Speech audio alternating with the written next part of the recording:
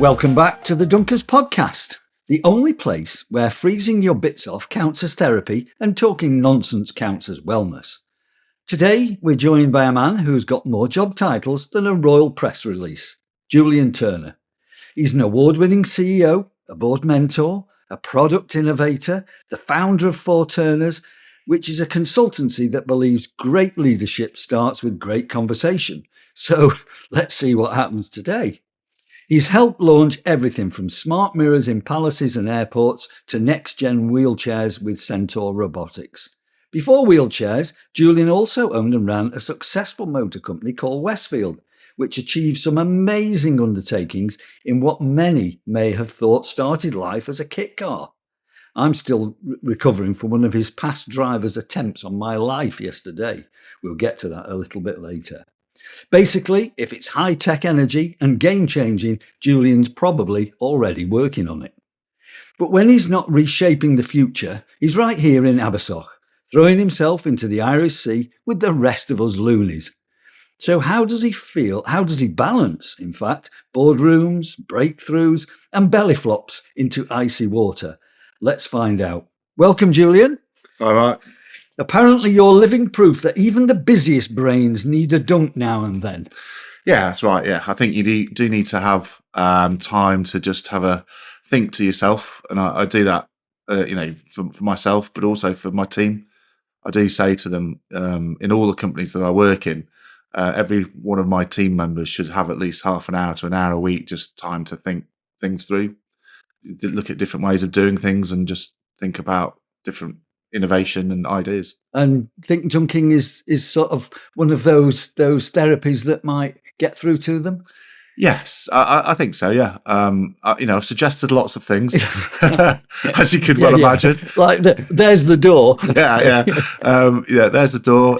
Read this book. I'm very fond of every company that I work in. I go in with "Who Moved My Cheese?" Oh, right. That short management book to get them to think about things differently. Yeah. All the way through to dunking. Now, obviously, it's a little bit different in the Middle East because the water's about 35 degrees, but all true. The principle's still exactly the same. Yeah. And the whole point about dunking is it doesn't have to be in cold water. I mean, that's right. Yeah. Up to this point, most of the sort of the tales and the anecdotes that we've heard from people I've talked to on the Dunkers podcast have always revolved around the fact of I'm going to freeze my bits off, and why on earth am I doing this? But you don't need to. You can dunk anywhere, any time, can't you? Yeah, and to me, it's about taking yourself out of your comfort zone. So whether that's cold water, wavy when we've been in, tides, wind, shallow water, jellyfish, doesn't really matter. Right. I think it's the ability of people to take yourself out of your comfort zone and do something different is the skill that I think a lot of people have got in the dunking team. But also we try to emulate in businesses that actually you can't just do the same thing over and over again. You've got to do things differently, and you've got to start by doing that yourself. And this comes back to that anecdote. If you do the same all the time, you just get the same result. Yeah, exactly right. Yeah. Okay. So how was your first? When was your first dunk? You seem to have been there forever, Jules. Yeah. So I did question my sister, mum and dad, and everybody about this, and it's a bit of a funny theory. So I don't think the term dunking came into it, but we used to get up at 5 o'clock in the morning when I was about 16, and we used to go water skiing on the sea in the boat. Yeah. We never used to wear wetsuits from, the rule was from the 1st of May through to September, no wetsuits were allowed. So I guess in some ways, we used to jump in and get that fresh, dopamine hit every time, put the wakeboard on or water skis, whatever we were doing, and then get up and get on water skiing and wakeboarding. So I think in some ways we've been dunking a long time, but now it's sort of done in a very different way. So the answer is I don't know. No, but I have sort of been doing it, at the other end of all the beach. Your life. Yeah, we're doing it different ways, but we started doing it at the other end of the beach with the dog. Okay. My sister's dog, right? And then obviously, I think it's just sort of come around, and I've been good friends with Emma and teams and founder, Hattie. One of our founder members. Okay. And went to school with Hattie. So did you? Okay. Yeah. Oh, and you survived. Yeah, my God. Yeah, I don't know how, but I did. But love both of them. They're fabulous people. And I think it's just I've sort of just evolved into the sort of dunking process, I guess now, and the beautiful people that go and do it every day. So. Yeah, so give us the gossip on Emma and Hattie. You can pay me as much money as you want, but my lips are sealed. So how's that for loyal friendship? yeah, Brilliant, brilliant. So do you have any sort of post-dunk or pre-dunk routine? Not really. I guess getting everybody on White House Drive up and out the door, Yeah, I think is the key. Checking to see who's coming, and then walking down, which is it's beautiful actually. Just walking down, yeah, seeing it. We have a bit of a joke about the little sandbar, obviously, as we're walking down the hill to Land and Sea, and then we just swimming goggles on, in you get. yeah. And the only thing I do really always do is dive in, because I just love the feeling of going in the water and then coming out. And, Right. I love that. It's one of the best bits about it. It is, yeah. And I know that a lot of this concern, basically from the females, although the males are probably just as bad at times, is that they'll just try and creep in, and you really need that mammalian dive effect when you can just go in, because your body just levels out, doesn't it? The temperature loss just levels out. It's brilliant. Yeah, so I've seen loads of stuff on this biohackers website about what the best way is to go dunking and how long you should go in an ice bath and stuff like that. And there's loads of theories, but in essence it says, go in, but you need to put your head under the water, or part of your neck, to get the real effects of it. But I've done it in lots of different ways. Forwards, dived in, backwards, upside down, God, you name it. Clothes on, clothes off. Oh, right, okay. So I think just whatever works for you. I think you get a beautiful dopamine hit from it, regardless of how you do it. So just whatever works. But I'd love to just chuck myself in, as you've seen. Yeah. Well, absolutely. And the worry, let me sort of assure our listener, the worry is that sometimes he doesn't ever seem as though he wants to come out. And when we questioned him in the middle of winter, this smug, "It's okay, Mark, I've got a bit more timber on me than you." So, Puppy fat, I think I called it. You're being very polite, Mark. Thank you. Yeah. And then we just go for that walk. That therapeutic walk up to Jeff's groins. Yes. Give him a kick in the head. That's it. Yeah. Have a smile. Loves it every time. Yeah. Yeah. And, it's beautiful. I find it really nice that everybody goes for a walk afterwards, because that's the time when you get to spend time talking to people. Because it's, obviously we talk on the way down to the beach, which is lovely. But the fact, each time I think I talk to different people about completely different things every time I'm here, right. Which is lovely, because sometimes I'm having a moan, sometimes I'm listening to their moans, sometimes we're trying to sort the world out. And, we've done everything from, sorting Donald Trump situation out through to how we're going to stitch you up for the next dinner, so there's all sorts of stuff we talk about. Yeah. I think you've got a mean streak going through you, you certainly do have, if yesterday was anything to compare. Anyway, I'm going to flip back to that, because that was such an awesome day. Your background, one of your many backgrounds, one of your many hats, is the Westfield Motor Company. Yes. So just tease, because there will be a lot of people out there that understand Westfield, seen them, would like one. So what is Westfield, for those that don't know? So Westfield was a car company that was founded in 1982 by a family in the West Midlands, and we acquired it in 2006 and acquired several other small companies, integrated them all together. We then branched out into autonomous vehicles as part of the brand, as well as electrification and hybrid vehicles. So it was a very innovative company, well ahead of its time. We developed, things like world first one make race series, which was pure electric, as well as developing race series all over the world and developing some amazing cars to give drive experiences, a bit like what you did yesterday, right. Over at the track in Anglesey. But yeah, in essence, it was a team of people that were brought together under one roof of a factory to manufacture vehicles from scratch all the way through to testing, validation, and distribution all over the world. It was a great success. Had its challenges with all the different things that we've had over the time, from COVID through to supply chain issues to the crash in the automotive industry and the economies. So yeah, it's weathered very, very well. But we reached a point with the company where in essence, we could not take it any further forward because of supply chain issues. Oh, really? Yeah. Right. Were you reliant on the Far East at that point, or No, we were. does the motor trade rely on the Far East? Like, I mean, so many industries seem to rely on China. Is the motor trade the same? It is in some ways, but especially in the niche vehicle. So if you look at a Lotus, it's got Toyota. Well, I mean, they've changed powertrain being an engine a lot. So a lot of people, a lot of the smaller companies are using existing engines that are out there from the bigger companies, gearboxes, differentials, and components. So when the pandemic came along, nobody would have expected it, but companies, like Mazda, who we worked with, we got their differentials and their gearboxes from them for our type-approved car. They just turned around and said, we can't supply you any. And you just sit there and go, oh, okay, when do you think you can supply them? And they're like, we're prioritising our own cars. We haven't got enough for our own, let alone you. So obviously we then raised this up with Europe, then to Japan, and we spoke to the head office, and they just turned around and said, we can't give you any.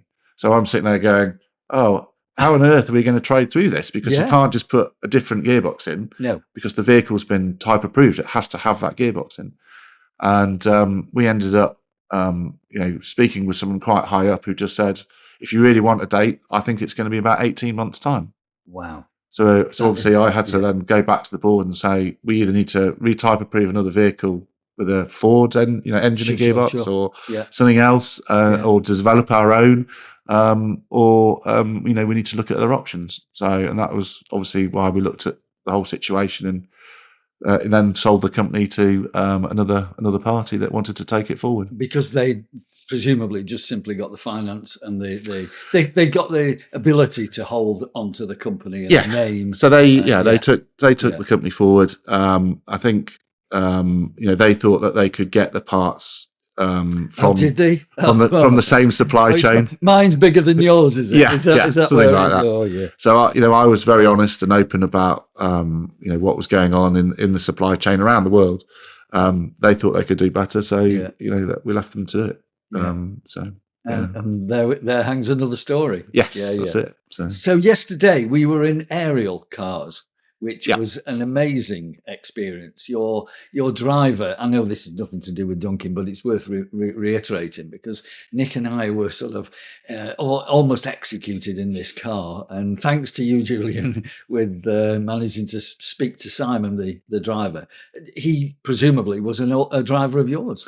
Yes, that's right. So I embarked on a program with our vehicles. In essence, for those that you've read the really exciting book called Fish, which is another silly little management book, but I loved it.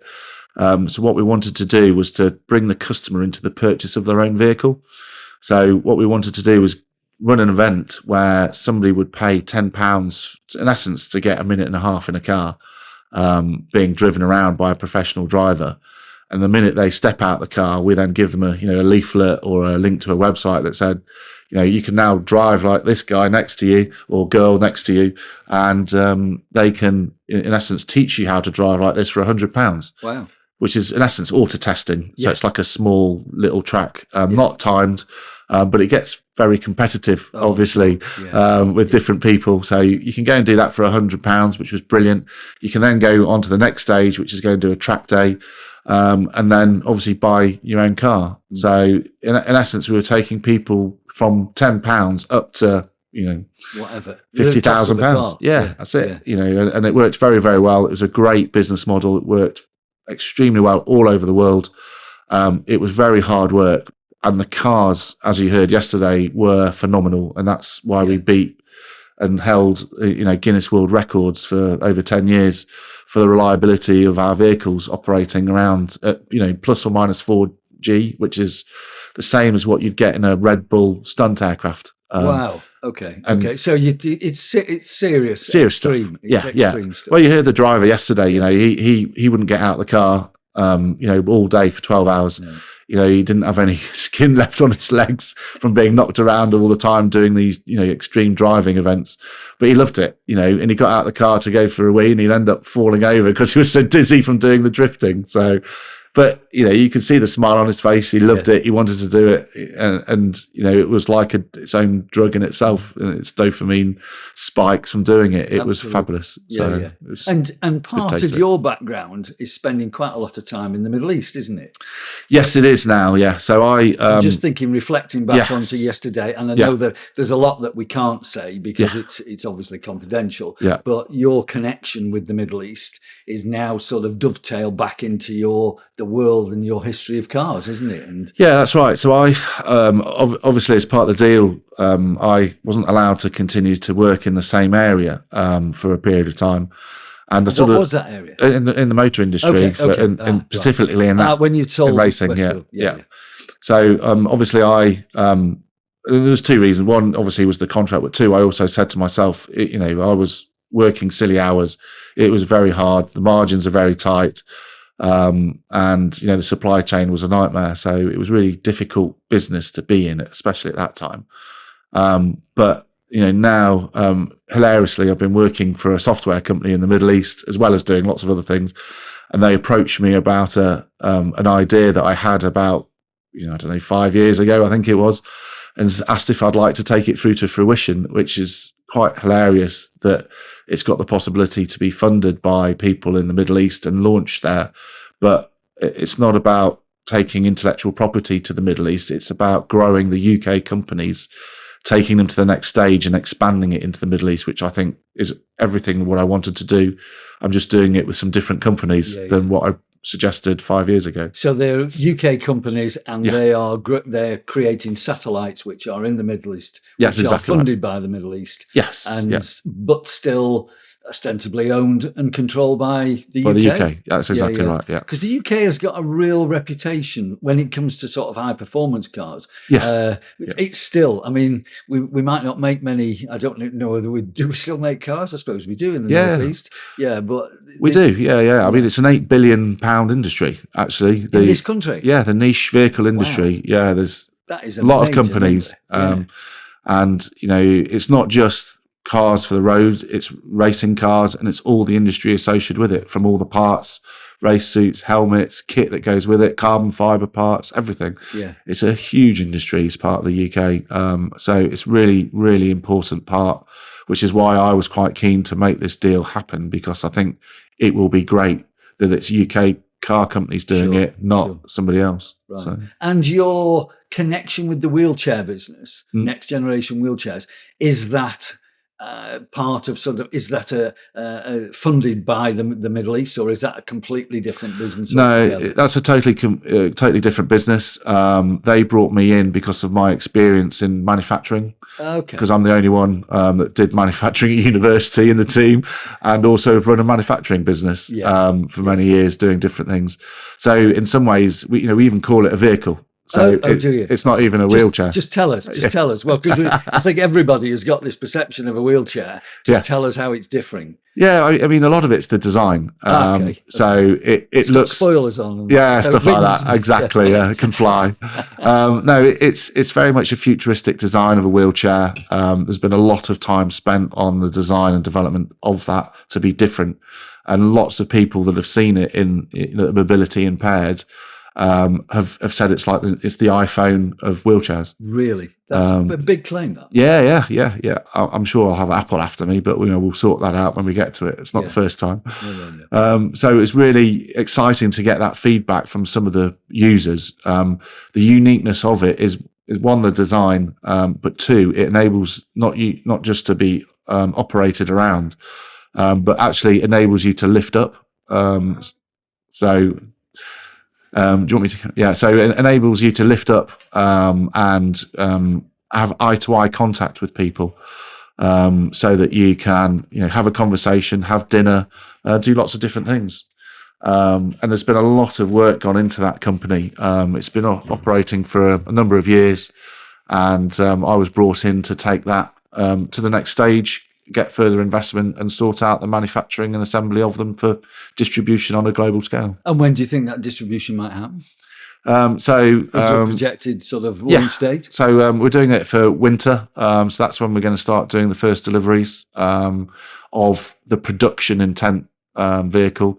And then we're going to start to look at different operating environments. So the first ones are going to go to the care homes.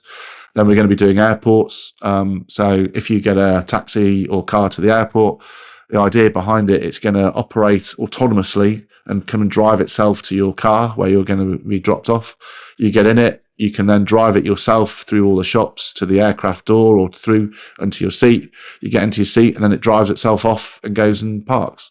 This is super futuristic, isn't it? Yes, it is. Yeah, but we're working with some of the biggest airlines in the world, which is my some of my links with Emirates and Saudi, to try and make this a reality. And it's a great opportunity, as well as people like Heathrow Airport, Manchester Airport Group, and other operators in the UK. So you obviously have got. I mean, the more we talk, the deeper your links into different businesses go. So if there was one particular business that that really always floated your boat, that you always wanted to do, what is it? Where does Julian Turner come from? So I've always been involved in transportation throughout my life. Okay. Whether it's been cars, boats, rail. I've always worked in the transportation industry in planes. I think like we spoke about the other day. I didn't think that I'd be really passionate about getting back into cars, but all it took was for one visit to one of the manufacturer's facility, who I known for years, years and years. I've worked with these people for 15, 20 years. And as soon as I was back in there, it's Neil. Yeah. So as soon as I was back in there, I was just like, oh, here we go. Yeah, done, sold. And it's the same with, planes as well. Yeah, I've spent a lot of time working with Airbus and Boeing all over the world. And, every time I get on the plane, I'm exactly the same. Yeah. I'm looking at, when the plane was made, what engines it's got on, what configuration it is, everything, and I think. Must drive Nicola mad. It does in some ways. I think the worst project I ever did was doing an autonomous road sweeper, where I came back and started talking about rubbish all the time.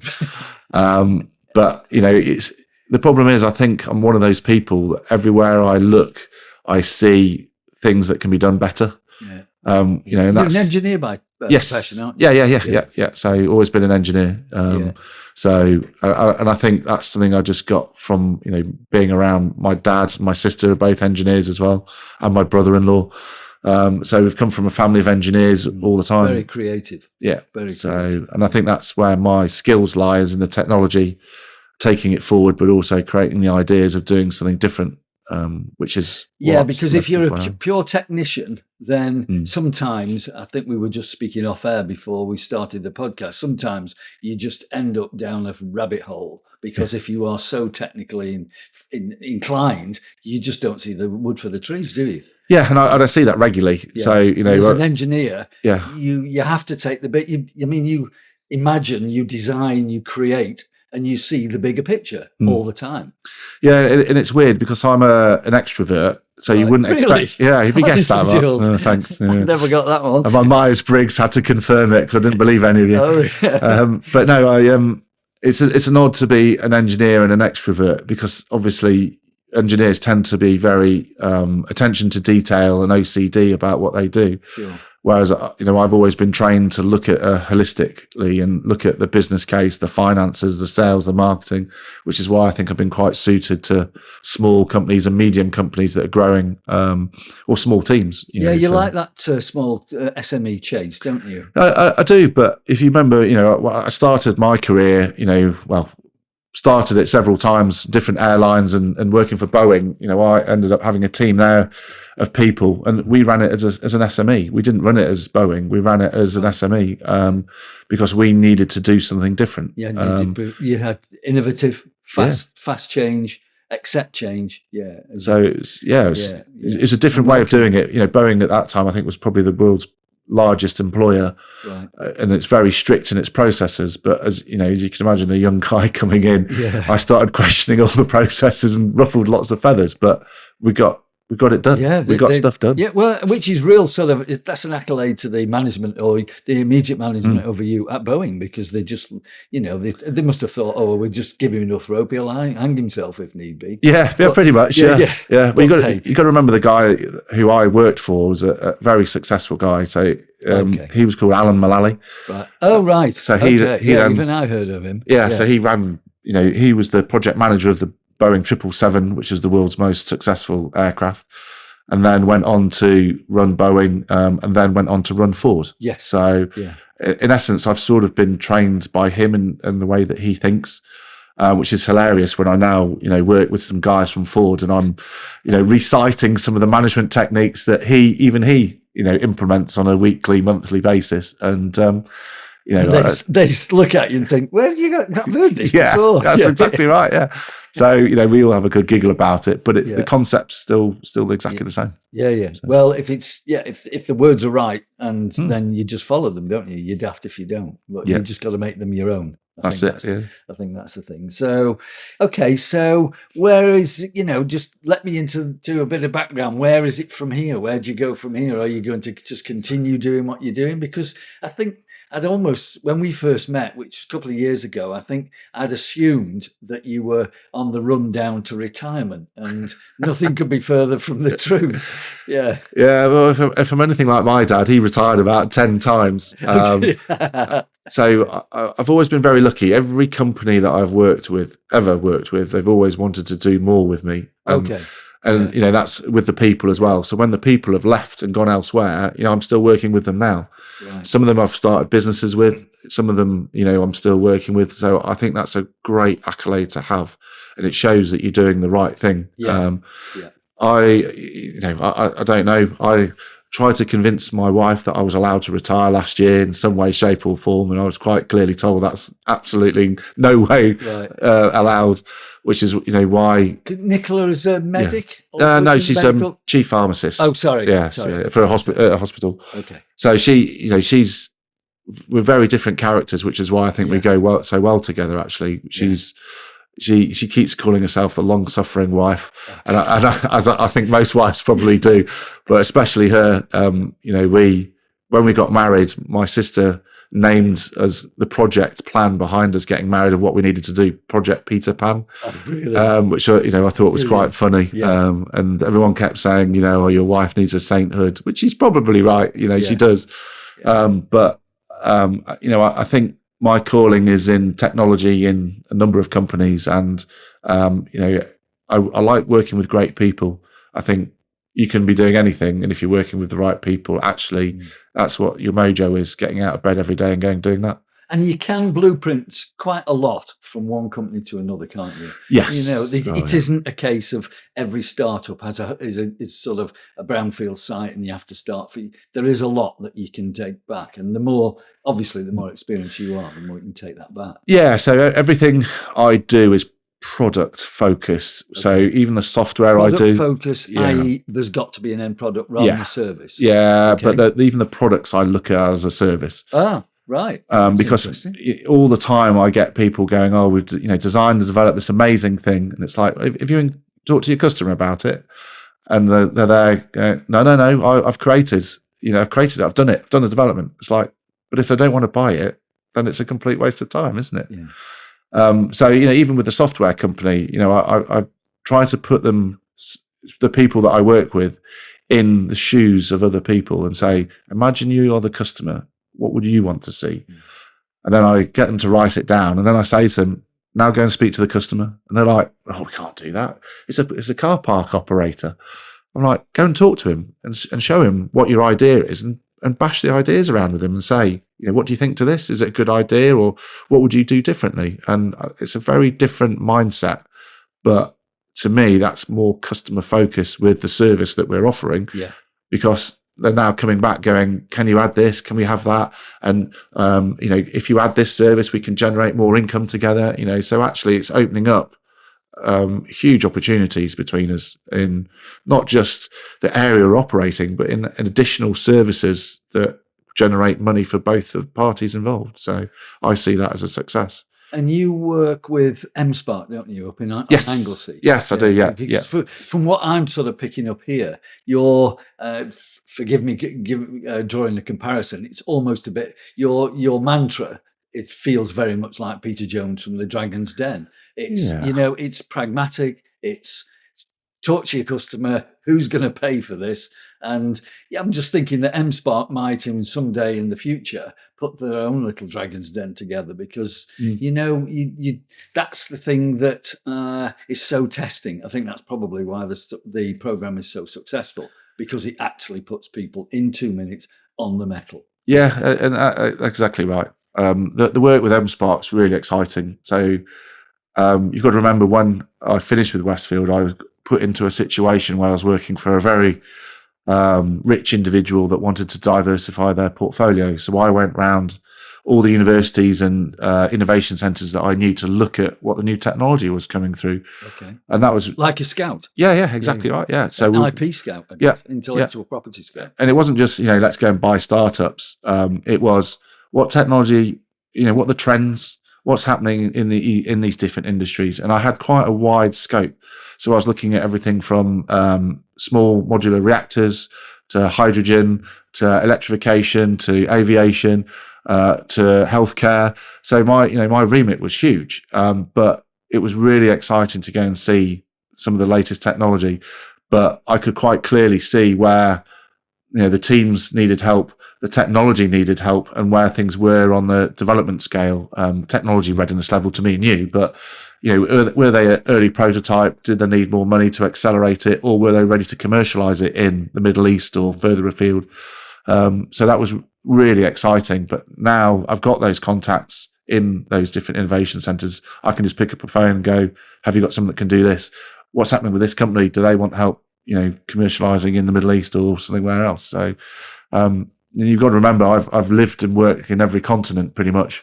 Right. Over my years. So I've developed contacts over there to help in different areas, which has been really good. And it's all about contacts, isn't it? Absolutely, yeah. I'm curious, really, in a way, because what's coming out of the conversation for me is the fact that you've always been in transport. You've always been or associated with transport of some sort. You've always been an engineer. You love dunking. Have you ever done anything with submarines? Yes, I have. Yeah. Damn, I thought I'd catch you out. Yeah, sorry. Yeah. Many years ago. So we did the safety case on the Astute class submarine. Oh, really? Yeah. Many years. I thought it was a little bit boring, actually, at the time. Right. But I think it gives you a fabulous grounding for taking that into other industries, because it was so safety critical. Really? Yeah, obviously. So and then I actually ended up doing a contract with Devonport Management Limited to look at the new aircraft carrier that came out of that. So again, it's follow-on work, because they were quite impressed with some of the work that we'd done before. Well, we're very lucky to have you here this afternoon. That's for sure, because there's a lot of people that are after you, or after your time. After my time might sound better, I think. Yeah. They might be after you for other things, Jules. That's why you keep moving. I'm peripatetic. I'll be work here and I'll work there. Just keep going. So, okay. So if you sort of said, what was the sort of one thing that I try and garner from my guest is, what's the sort of the furniture of your life? What are the things that you hold really dear that you think, I'm always going to hold on to those because they define me? What would those be? Crikey. A bit of a toughie. But... Yeah, it is. And I think it's changed a lot, Mark, as well. Has it? Yeah. Okay. So because of I think just that shit happens. Is that one of those things? Shit happens, but realizing stuff over a period of time.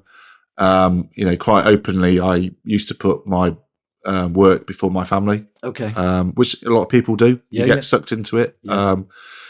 And I think that's something that I perhaps developed younger, being here, putting sport before family and, girlfriends at the time. Right. I do, it does make me laugh. I can remember Solar Wetsuits, I think, doing an advert saying, my girlfriend says that she won't be here if I go windsurfing, and I'll miss her.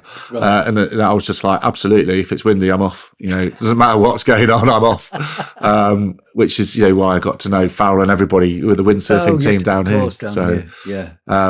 Yeah. You know, and I absolutely loved it. I absolutely love water sports. But back to your question, I think it has changed over the years. I used to have, inbred into my mind very clearly about integrity was valued more than anything else by, my family, especially my I was going to father. say, was that a father to son? It was, yeah. And he was just like, Brilliant. just whatever happens, it doesn't matter whether you've got money, not anything. If you've got your integrity, it's more important than anything else. Don't sell your name short. Yeah, that's it. So I think that has really been imprinted on me from a very young age. And yes, I have swayed from the path several times, doing all sorts of crazy stuff. But I'm glad you're human. Yeah. We'll still come back to that same thinking. And I think having a family's been the biggest change in my life, and having, 2 girls, or 3 girls, because I've got my wife as well, obviously, but 2 girls has really changed my perspective and my appetite for risk, I think. Really? Because I used to be crazy, heli biking off the top of, mountains in New Zealand, and Red Bull stunt aircraft, doing all sorts of things. And now I look at it and go, actually it's more important that I'm here for them. Yeah. And health actually is more important, because, I've had a few scares with things over the years, but I think to me it's getting that right balance of everything. But if you said to me what's the most important thing, I'd hand on heart say integrity. Yes.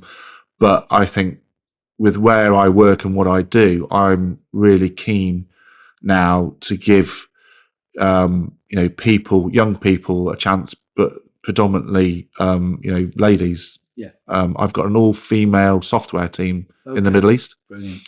Yeah. Now people will say, laudable. that's really, that's just understand, why on earth did you do that? If you actually went to Saudi Arabia 5 years ago, women weren't able to drive, they weren't able to work. 5 years ago. 5 years ago, yeah. Wow, that change is amazing. It has. That's what I've seen. So now when you arrive in Saudi Arabia, you've got ladies, women working, and everybody over the age of 18, I guess, over there is working in customs, looking at your passport, doing your visas. Driving the car. Driving cars. The driving thing's still a bit difficult, but it's a heck of a lot different to where it was 5 years ago. Yeah. So I'm really proud. And I say to my girls, I was like, I am so proud, one, that I've got 2 girls, because you've inspired me to have an all-female software team. And it's funny. They're the most amazing team I've ever worked with, actually. Really different, diverse team, but my goodness me, do we get stuff done. Yeah. And everybody comes at it with things with different angles. So I think, in my mind, there is a lot of potential of untapped women in engineering, but also in management positions from a very young age, because I think they are capable of a lot more than they're given credit for. Or opportunity. So, absolutely. Yeah. It's stunning that you should say that, because I think that's probably shared by not as many people as they should do. But if you went to me, Mark, 10 years ago, I'd have laughed at this conversation, saying, really, I would no way have an all-female team, especially having women in engineering. And I really struggled with when we owned Westfield and ran it. Getting women engineers in to help build the cars and do the things. It was just a toughie. Yeah, it was a male-dominated area, and I think it was a disgrace. And I think people should be doing more to encourage women to do it, and it is getting better.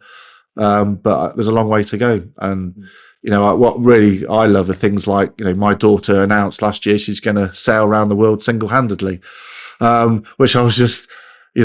Unfortunately, television inspires these things. With I think is it True Spirit? I think the film is of yes, the young lady from Australia who sailed around the world. So I just think there's some great inspirational opportunities for a lot more to come out of that area in engineering. And young and in people other just keep their eyes open. They won't take. They just don't lie down and take the older person's sort of opinion on it. They just question it and they push it, and it's exactly how it should be. Yeah, exactly how it should be. Yeah, we've seen. Everyone talks about Gen Z's lazy. They're all lazy. They don't want to do this. They don't want to do that. Well, you just need to find the right people, because there's lots of people who want to do things. And you saw that yesterday. I did. We met the Apprentice of the Year. Yes, which beat the likes of people from McLaren, Rolls-Royce, Bentley, and he's working at a very reputable motorsport company, and he's loving his job. He was working till I think 9 o'clock last night on rebuilding that race car. And he loved it. He couldn't. That's the type of thing that we need. So we could just need more women in engineering to do the same thing. Right. So. Well, that's a really, really good theme to sort of to wind this down on. But before we wind it down, Dunker's podcast has got something of a tradition, and that is that we always ask you off air a question for the next person that I talk to. And the question that's been left for you is that if you could go back to any point in your life, would you change anything? And if so, what and why? So the answer is yes to that. I know you haven't preempted me with this question. No. So yes is the answer. So I would have liked to have met my wife earlier, so we could have done and had more, fun together. Time's very limited, on this planet. So I've told her that, so it's no secret. I just would have loved to have met her, 5-10 years earlier. She may not have been able to put me on the straight and narrow, but she's doing a flipping good job of it now. She's not going to let you not do it. Yeah, I know. Yeah. So, it's in the phase. I've started, so I'll finish. Yeah. So that's probably the only thing I think it's not a regret. If I could change something, that's something I would. Absolutely. Perfect. Which leads me nicely into asking Julian, before we get to the very end of this podcast, you were saying off air before we actually ran this, that it would be great if people understood just how fun running and being part of the podcast is. I've got a bit of an uphill here because I'm trying to sell people on be honest, open yourself up, and let's just chat. What do you think? Am I trying to push this water up a hill on this? Maybe, because I guess it's a bit of the fear of the unknown, isn't it? But I think if you put yourself in someone like my shoes, I think it's really interesting and important because, when I come down here, and I'm not here all the time, I get, walk down with, Sally and other people on the street. We have a chat on the way down. I have a quick hello and a 1-minute chat, let's say with Andrew, or yourself when I come down on the beach, and then have a chat in between swimming or gasping a breath to Tracy or Debbie. And then when we're, on the way back and out, it's, Andy's stolen my underpants and put my jacket somewhere else that it shouldn't be. And then obviously, depending on whoever I'm walking with down the beach, I have a 5-10 minute chat with them. Now, unfortunately, you don't get to speak to everybody, which I think is a real shame. But you get snippets of people's lives, different stages. We sort the world out. We do things. Absolutely. What I found is amazing about the podcast is actually getting to know people because I'm not here through the podcast. So I found the one with Hattie and Emma in really interesting. Obviously, I know them, so it's a bit of a cheat, but certainly, Morag, listening to that podcast, I feel like I know her better now listening to that podcast. And I learned more from Nick yesterday, doing the driving in an hour, him chatting to the owner of one of the sports car companies.